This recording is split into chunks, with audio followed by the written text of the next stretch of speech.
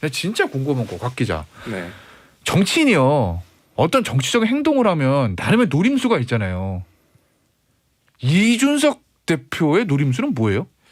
예, 그러니까 아주 겉으로 드러난 것처럼 윤석열 후보의 당선을 위해서 선대위 개편이 필요한데 내 한 몸 던져서 선대위 개편에 미랄이 되겠다. 이거예요? 아니면 다른 게 있어요? 첫 질문부터 원고에 없는 걸 이렇게 물어보시니까 제일 궁금해나 이게. 사실 이준석 대표가 그 정치인들 동료 정치인들이나 기자들을 굉장히 당황시키는 게요. 그 뭘 노리는 건지 사실 해석이 잘 안 되거든요. 이번 같은 경우도 보면 말씀하신 것처럼 이거를 통해서 선대위가 개편이 사실 되지도 않고 그 김종인 위원장까지 나서서 선을 그었고 사실 이준석 대표 본인도 김종인 위원장한테 약간 좀 반쯤 찍힌 것 같고 이번 사태 때문에요. 이거 재밌는 얘기인데? 이거 다시 물어봐야지. 김태현의 정치쇼. 일단 지금 보세요. 이제 그거부터 해볼게요. 죄송합니다. 이준석 대표가 이제 어제 그저께인가요? 벌써? 그저께죠. 예, 그저께 전화 선대위 안 할래. 당 대표는 하는데 선대위랑 나 아무것도 안 할 거야.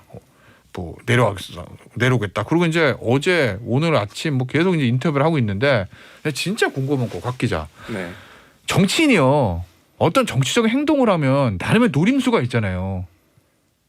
이준석 대표의 노림수는 뭐예요? 예, 그러니까 아주 겉으로 드러난 것처럼 윤석열 후보의 당선을 위해서 선대위 개편이 필요한데 내 한 몸 던져서 선대위 개편에 미랄이 되겠다. 이거예요? 아니면 다른 게 있어요? 첫 질문부터 원고에 없는 걸 이렇게 물어보시니까 제일 궁금해나 이게. 사실 이준석 대표가 그 정치인들 동료 정치인들이나 기자들을 굉장히 당황시키는 게요. 그 뭘 노리는 건지 사실 해석이 잘 안 되거든요. 이번 같은 경우도 보면 말씀하신 것처럼 이거를 통해서 선대위가 개편이 사실 되지도 않고 그 김종인 위원장까지 나서서 선을 그었고 사실 이준석 대표 본인도 김종인 위원장한테 약간 좀 반쯤 찍힌 것 같고 이번 사태 때문에요. 이거 재밌는 얘기인데? 이거 다시 물어봐야지. 그런 것 같고 그다음에 당연히 이렇게 되면 이준석 대표가 선거 때 본인이 무슨 역할을 하면서 막 대중 앞에 나서서 그 본인의 장기를 선보일 수 있는 기회 자체도 지금 스스로 봉쇄가 됐습니다. 그럼 이런 일을 왜 한 것이냐? 사실 잘 이해가 안 되거든요. 왜냐하면 이준석 대표가 지금까지 했던 행보들을 봤을 때 사실 대중들이 그리고 뭐 그 기자들도 마찬가지고 동료 정치인들도 그래서 그때 이준석이 왜 그런 것이냐 아직까지 설명이 안 되는 게 너무 많습니다. 저번에 울산 가고 제주 갔을 때도 뭐 이런 게 아니었을까라는 추측들이 무성했고 결국은 울산 회동으로 봉합이 됐지만 아직까지도 그때 이준석 대표가 왜 그 목포 내려갔다가 부산 가서 장제원 의원 사무실을 가고 아무도 모르거든요. 뭐 더 거슬러 올라가면 2012년 대선 개표할 때 앵그리버드 인형을 왜 들고 왔는지 아직 아무도 모릅니다. 그 이 대표 본인도 뭐 물어봤는데 뭐 그때 막 이상하게 얘기를 했던 것 같아요. 뭐 잘 이해가 안 되는 얘기를 했던 것 같아요. 사실 이번 같은 경우에도 그런 것 같은데요. 좀 보면 공통적으로 보이는 거는 그 어떤 본인에 대한 이제 본인이 좀 뭐 나이가 젊다든지 뭐 이런 것 때문에 그 본인에 대한 그 뭐랄까요 대우를 제대로 안 해주는 것에 대해서 일단 이 대표가 원래 굉장히 반발하는 좀 그런 습성을 가지고 있고 그건 항상 있었던 거고 그렇죠. 네. 그리고 보면 항상 언론의 주목을 뭐 그게 결과적인 거든 뭐 의도적인 건지는 잘 모르겠지만 어쨌든 그 여론의 주목을 한 몸에 그 집중시키는 뭐 어떤 그런 거는 보면 좀 정치인으로서 타고난 그런 자질이 있는 것 같은데요. 뭐 그거는 이제 나중에 결과적으로 봤을 때 이 두 가지 특성이 이준석 대표의 그 언행에서 공통적으로 나타난다는 거고 그래서 구체적으로 지금 이 대표가 노리는 바가 뭐냐 사실 잘 모르겠습니다. 제가 볼 때 이게 정답이야. 왜냐하면 아무도 몰라. 왜냐하면 이게 지금 보면 김수민님 이런 문자 주셨거든요. 준수토는 안 들어옵니다. 노림수 아닌 것 같은데요. 뭐 이런 말씀 주셨는데. 그러니까 어제 조간 신문들도 보면 이 대표가 그렇게 한 거에 대해서 직접적인 원인은 조수진 최고위원과의 공보단장과의 그 조수진 최고위원의 항명 사태이지만 뒤에는 어떤 것이 있을 것이다. 뭐 그동안 쌓인 게 많았다, 소원한 게 많았다 이런 해석들을 하고 있는데요. 보도가 예를 들면 뭐 김건희 씨 문제를 어떻게 해결할 것이냐부터 시작됐다. 또 그 올라가면은 윤핵관과의 갈등 맨날 나오는. 그러니까 사실은 그 김건희 씨에 대한 어떤 그 당내에서 어떤 대응을 하는 문제 사실 그것도 이번 조수진 최고위원의 항명과 그거는 너무 직접적으로 이제 맞닿아 있는 문제이기 때문에 사실상 그거는 한 덩어리인데 그것만으로도 너무 약하기 때문에 그 이전에 어떤 것들이 영향을 미치지 않았을까라는 게 사실 지금 생각하면 그게 다 추측이거든요. 어제 조간에 나왔던 게 그 얘기는 아무도 모르는 겁니다. 사실은. 이거 좀 여쭤볼게요. 1차 울산 때는 그때 1차 벼랑끝 전술로 표현할게요. 벼랑끝 전술 때는 어쨌든 야, 그 대표가 없으면 되겠어 하고 이제 울산 내려가서 고기 먹고 폭탄 좀 마시고 돌아왔잖아요. 역시 우리 대표는 100년에 하나만 나올까 말까. 30년이었나? 100년이었나? 100년 나올까만 인재입니다. 이러고 왔어요. 그러니까 본인이 어쨌든 얻은 건 있어. 근데 이번은 두 번째잖아요. 그러면 그러고 나가면 돌아오려면 명분이 있어야 되는데 명분을 줄 수 있는 사람은 윤 후보, 김종인 위원장 두 사람 중에 한 사람이잖아요. 근데 두 사람 다 네. 뭐 본인이 그만뒀으면 그만둔 거지. 지금은 둘 다 이런 반응이에요. 그러니까 제가 궁금한 게 아까 김종인 위원장 언급하셨죠. 네. 김종인 위원장도 좀 선을 긋는 것 같다는 거. 그러니까 그 측근들은 윤 후보는 그렇다 치고. 그러니까 그 김종인 위원장 측이나 이제 윤 후보 측 사정을 잘 아는 당 네. 관계자들한테 취재를 해보면 네. 그래도 좀 이제 뭔가 좀 좋게 설명을 하려는 취지를 많이 얘기를 합니다. 그러니까 아직까지 김종인 이준석 간의 그 연대는 깨지지 않았다. 네. 뭐 이유는 뭐냐면 아까 말씀하셨듯이 1차 이제 울산 회동 사태 때는 어쨌든 그때는 김종인을 그 당 밖에 있던 김종인을 선대위원장으로 모시는 성과를 냈고 덤으로 장재원이라는 핵관을 날렸고 네. 이번에 2차 때는 김종인 중심의 슬림 선대위라는 성과를 이루어냈고 또 덤으로 조수진원을 날렸고 뭐 약간 뭐 어떻게 둘이 짜고 친 건 아니지만 결과적으로 이해감각이 일치해서 뭐 약간 이준석 대표도 본인 스스로 얘기했지만 뭐 굳이 말을 하지 않아도 그냥 서로 이렇게 통하는 게 있다. 뭐 그래서 뭐 얘기 많이 그래서 하죠. 이런 방향으로 간 것이다라는 얘기를 하는데 솔직히 말씀드리면 제가 보기에 이거는 좀 사후적으로 이제 좀 좋게 이제 포장하려는 것 같은 그런 느낌이 들고 왜냐하면 어제 김종인 위원장이 기자들을 만나가지고 한 얘기를 보면요. 먼저 어제 그저께 화요일 오후 이제 이준석 대표 사퇴 당일이죠. 사퇴 기자회견 전에 김종인 위원장이 뭐라고 했냐면 본인이 새벽에 나한테 문자를 보내면서 상임위원장 내려놓겠다는 얘기를 했는데 내가 대표로서 인내를 갖고 참아줘야지 즉흥적인 반응을 보이지 않는 게 좋겠다고 내가 얘기를 했는데 본인이 받아들이는지 모르겠다. 그러면서 그러면 추가로 설득할 거냐. 이게 기자회견 한 2시간 전이었거든요. 기자들이 물어보니까 나는 나름대로 충분히 얘기를 했는데 지금 만나봐야 별 효력이 없을 거다. 그러니까 당신 알아서 하라는 이야기고요.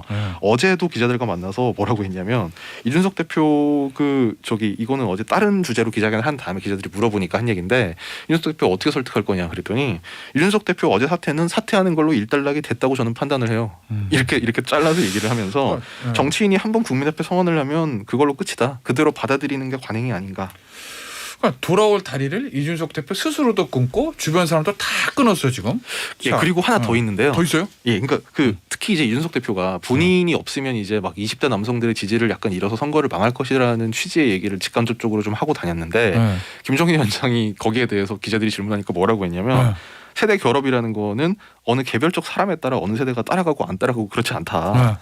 기본적으로 대선을 맞이해서 후보가 그 기준에 제시를 하면 모든 세대가 공조해서 따라가는 거지 특정 세대가 특정인을 위해 투표하고 다른 세대는 다른 사람 보고 따라가고 그런 게 투표 상황이라 생각하지 않는다. 그 얘기는 한마디로 이준석 없어도 된다. 없어도 된다는데. 뭐 그렇게 해석이 되는 거죠. 야, 일단 고정현 기자 오늘 처음부터 끝까지 아주 여유로운 표정으로 행복한 표정으로 이준석 대표는 왜 저럴까 이런 거 생각하고 있었습니다. 궁금은 하는데 민주당 입장에서 너무 좋죠. 이런 땡큐가 땡큐, 뭐 이런 거. 땡큐. 예. 감사하고 지난번에는 울산에 갈 때 일주일 만에 멋있게 돌아왔는데 이번엔 그거 하지 말고 계속 돌아오지 말아라. 이거 좀 솔직히 얘기하면. 이번엔 뭐 돌아오는 게 있을까요? 만약에 돌아온다 하더라도 이런 모습을 뭐 자꾸 보여주는 거는 뭐 국민들 보기에 안 좋기 때문에 더 이상의 뭐 추가적인 효과는 없을 거라고 생각하고 다시 돌아와도 만약에 돌아온다고 하더라도 뭐 별 정치적 영향력은 없을 것 같고 굉장히 이제 국민의힘 내부에서 이렇게 분열이 나는 거는 굉장히 민주당 입장에서는 제 입장이 아닙니다.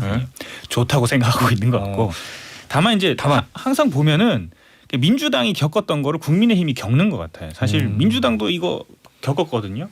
이제 뭐 선대위가 너무 비대하다. 그리고 뭐 후보자 중심으로 가야 된다. 그리고 당 대표 좀 그만해라. 왜 자기 정치하냐. 그만하고 가만히 있어라. 맞아. 요새 나오는 얘기들 국민의힘. 예, 그런 걸 다 겪었거든요. 다만 그 강도가 민주당은 좀 약하고 이제 국민의힘은 굉장히 세고 이게 외부적으로 다 표출되고. 송영길 대표는 캐릭터가 아주 강한 스타일이 아니고 이준석 대표는 캐릭터 강하고 그래서 그런가요? 송영길 대표도 굉장히 캐릭터가 강하죠. 제가 보기엔 둘 다 똑같아요. 똑같고 비판받는 점이 오늘 상대적으로 이준석 대표가 워낙 그렇긴 하죠. 그러니까 격세지감이죠. 사실 이준석 대표가 지금 하는 거에 비하면 송영길 대표는 정말 살살했구나. 지금 돌아보면. 근데 송영길 대표도 그렇고 이준석 대표도 똑같이 겪었어요. 왜냐하면은 이제 둘 다 비주류였기 때문에 비주류였다가 당 대표가 됐기 때문에 그렇구나. 송영길 대표도 이제 오늘 이준석 대표 아까 아침에 라디오에서 나와서 하는 얘기가 뭐 자꾸 뭐 윤핵관들이 뭐 나도 모르는 걸 다 알고 있고 나는 자꾸 정권을 준다고 윤 후보가 얘기를 했는데 권한 하나도 없고 뭐 이렇게 얘기하지 않았습니까? 근데 이제 송영길 대표도 마찬가지로 이제 당내 친문 세력들의 공격이 있었고 당 바깥에서도 그런 이제 친문 중심의 네티즌들이 계속 공격을 했고 너 왜 그러냐 뭐 너 자기 정치하네 그만해라 이렇게 하는데도 송영길 대표는 꿋꿋이 자기 일을 하고 그다음에 어떻게 보면 송영길 대표 입장에서도 굉장히 좀 기분 나쁠 수 있었던 일이 자기가 이제 임명했던 사무총장 윤관석 사무총장이나 뭐 이런 사람들이 선대위 개편하면서 싹 바뀌었거든요. 그건 어떻게 보면 대표 입장에서는 굉장히 좀 기분 나쁜 일일 수도 있는데 다 용인해주고 다 이재명 사람으로 심는 거 당 주변에 당 대표 주변에 심는 거 이해하고 결국 목표는 이제 정권 재창출이기 때문에 그거 위해서 내가 간다. 라고 하면서 이제 가는 건데 이준석 대표는 도대체 왜 저러는 건가? 결국에는 이제 정권 교체를 하지 않으면은 제가 보기엔 국민의힘 입장에서는 굉장히 이제 어려워지는 거잖아요. 근데 제가 보기에는 좀 덜 배가 고파서 그렇지 않나. 또 줘야지. 또 져야지 정신을 차리지 않나. 이게 지금 치기 어린 행동을 할 땐가라고는 좀 의구심이 좀 드는 것 같습니다. 원래 이제 분열하면 지고 이제 합치면 이기고 뭐 이렇잖아요. 대한민국 어느 나라나 다 그렇지만. 근데 지금 국민의힘은 통합이 잘 안 되는 이런 분위기인데 민주당은 오늘 저녁에 아까 잠시 말씀하셨죠. 예. 이낙연 대표하고 이재명 후보 저녁에 만난다는 그렇죠. 거죠. 그러니까 이제 딱 타이밍에. 야, 국민의힘이 이렇게 분열된 상태, 네. 후보와 당 대표가 이렇게 분열된 상태에서 이제 어떻게 보면 이제 가장 민주당 입장에서도 약한 고리일 수가 있죠. 네. 강성 강성 친문.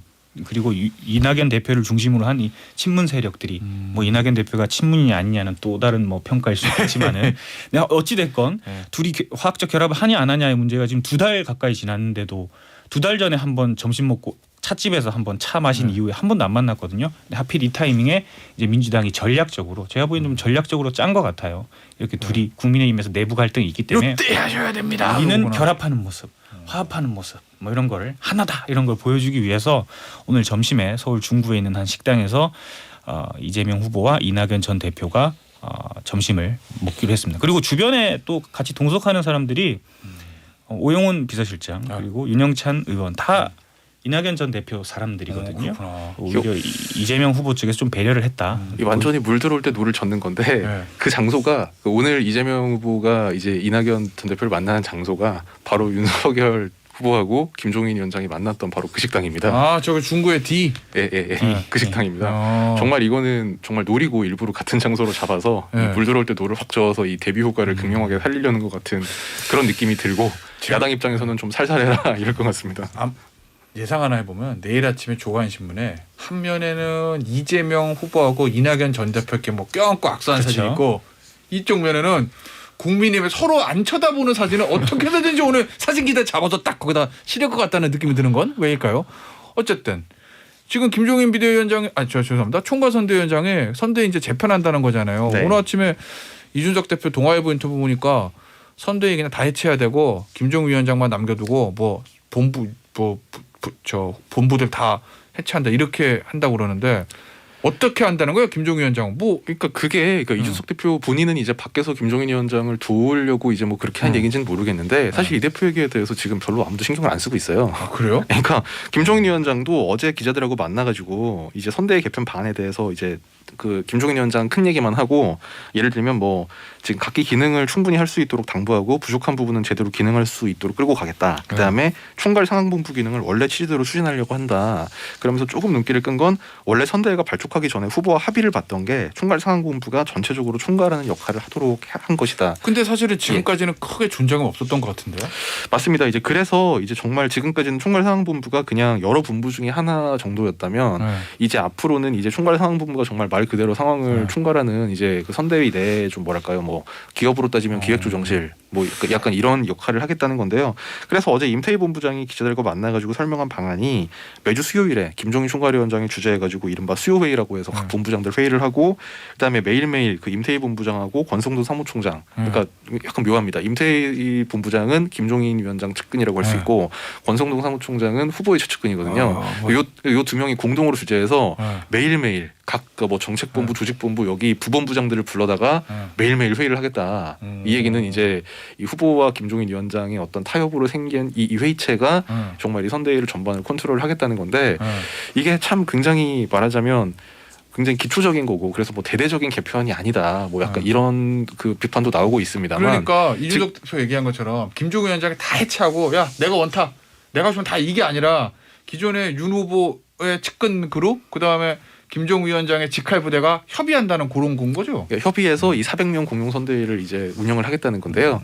지금 물론 이제 이게 충분하냐 안 충분하냐 이제 이거는 김종인 위원장이 과연 사실 본인 종국은 이제 과감하게 쳐내고 슬림하게 막 이제 본인이 직접 운전을 하는 건데 이제 이거는 뭐 약간 원격 조정 비슷하게 이제 개선을 통해서 주의를 하겠다는 건데 뭐 그 결과가 어떻게 될지는 좀 더 지켜봐야 되겠습니다만 지금 이제 출입 기자로서 든 생각은 아니 그럼 지금까지는 일 점검회의도 안 한 거냐. 그 부분 오히려 그 부분이 좀 뼈아프지 않겠나 싶습니다. 저 진짜 초등학생 같은 유치한 질문 하나 해도 돼요? 네. 후보 비서실하고 김종일 위원장 밑에 총괄상황본부가 싸우면 누가 이겨요? 아니 왜냐면 제가 진짜 초등학생한테 질문 왜 그 두 세력 간의 갈등이 있다는 보도가 이어지고 좀 있잖아요 사실. 그렇게 궁금한 거예요. 명확하게 뭐 누가 어느 한쪽이 이긴다라고 명확하게 답을 하면 애초에 갈등 자체가 아마 안 생겼을 것 같고요. 이를테면 뭐 비서실 중에 누구냐. 이를테면 권선동 총장이랑 김종인 위원장 둘 중에 한 명을 놓고 후보가 선택을 해야 되는 상황이다. 그러면 권선동 위원장 뭐 저 미안하지만 친구니까 너는 강릉 내려가고 나 김종인 위원장이랑 선거할 수밖에 없다라고 하겠지만 뭐 아니면 뭐 그 후보의 다른 측근과 뭐 이를테면 뭐 임태희 본부장이라든지 뭐 정태근 실장이라든지 이렇게 붙었을 때는 뭐 장담할 수가 없는 거죠. 아니 왜냐면 그 메시지나 이런 게 양쪽이 엇박자가 있다는 보도가 계속 있었기 때문에 그래서 제가 정말 유치하게 그렇게 여쭤본 거예요. 그래서 지금 이준석 대표의 이 사태가 지금 그 김종인 위원장한테는 좋은 명분이 돼주면은 있는 게 결국 이런 사태가 발생을 하니까 이제 후보가 김종인 위원장한테 당신이 주도적으로 한번 해봐라. 이제 이렇게 어제 이제 만나가지고 그 그립을 그 김종인 위원장이 강하게 쥐겠다고 했고 나도 그렇게 해달라고 부탁했다. 이 얘기는 어쨌든 이제 그게 얼마나 갈지는 모르겠지만 길게 갈지는 모르겠지만 그 김종인 위원장이 당분간 이제 그 비서실을 포함해서 이제 전체를 지휘할 수 있는 지휘봉을 이제 쥐게 된 것 같습니다. 알겠습니다. 1분씩 드릴게요. 양측의 말 어제 있었던 거 해명 좀 해주세요. 자, 그 먼저 이재명 후보. 네. 김문기 씨 진짜 모른답니까? 그러니까 9박 10일 호주 출장도 같이 갔던데. 극단적 선택을 한 김문기 씨에 대해서 뭐 알았냐 하니까 경기도 도지사 할 때는 좀 알았는데 성남시장 때는 몰랐다 이렇게 얘기를 했는데 출장 같이 이제 국민의힘에서 성남 시절에 같이 9박 10일로 뉴질랜드 호주 간 사진을 공개했잖아요. 근데 그 사진이 유동규 씨가 유동규 씨가 너 측근 아니냐 이렇게 물어봤을 때 나왔던 사진이에요. 그때 이재명 후보가 뭐라고 했냐면은 아니 측근 아니다 그냥 실무자로 같이 간 사람인데 별 그때 출장 가서 별 얘기도 안 했고 각자 일만 했다라고 이미 얘기를 했는데 그 상황에서 김문기 씨도 같이 있는 게 이제서야 공개가 되니까 김문기 씨는 안다라고 얘기하기가 좀 쉽지 않지 않았을까. 그래서 저는 좀 몰랐을 수도 있다라는 생각이 들긴 하는데 9박 10일 같이 해외 출장 가면 사실 친해지긴 하죠. 예. 모르겠습니다. 알겠어요. 저기 자 국민의힘 어제 전북대 발언. 가난하고 못 배우면 자유를 뭔지 모른다. 쉽게 얘기하면 요 얘기잖아요. 뭐 정치적으로 훈련이 아직 부족하구나라는 거를 당연히 느낄 수밖에 없는 부분이고요. 물론 후보 본인은 이렇게 해명을 했습니다. 뭐 다 같이 자유를 느끼게 하려면 극빈층이 좀 더 경제 여건이 보장되고 교육을 받을 수 있도록 해서 자유의 소중함을 더 느낄 수 있도록 해줘야 된다는 취지였다. 그러니까 가난한 사람은 자유가 극빈의 생활을 하는 사람은 자유가 뭔지를 모른다. 그러니까 무시해도 된다는 취지가 아니라 뭐 너무 이제 사는 게 힘들고 끼니 걱정을 해야 되면 자유에 대해서 생각할 여지가 없으니까 그분들의 이제 어떤 끼니 걱정 같은 걸 국가가 해결해 준다 이런 취지긴 했는데 근데 당연히 이런 말을 하면 듣는 사람은 혹하고 언론은 비판을 할 수밖에 없죠. 그거를 이런 취지였겠거니라고 그 이해를 해주기를 바라는 건 너무 과한 겁니다. 자 한쪽은 망언 논란, 한쪽은 거짓말 논란입니다. 판단은 청취자 여러분께서. 오늘 정보 보고 시간은 여기서 마무리할게요. 지금까지 고정은 기자, 곽지훈 기자였습니다. 감사합니다. 감사합니다.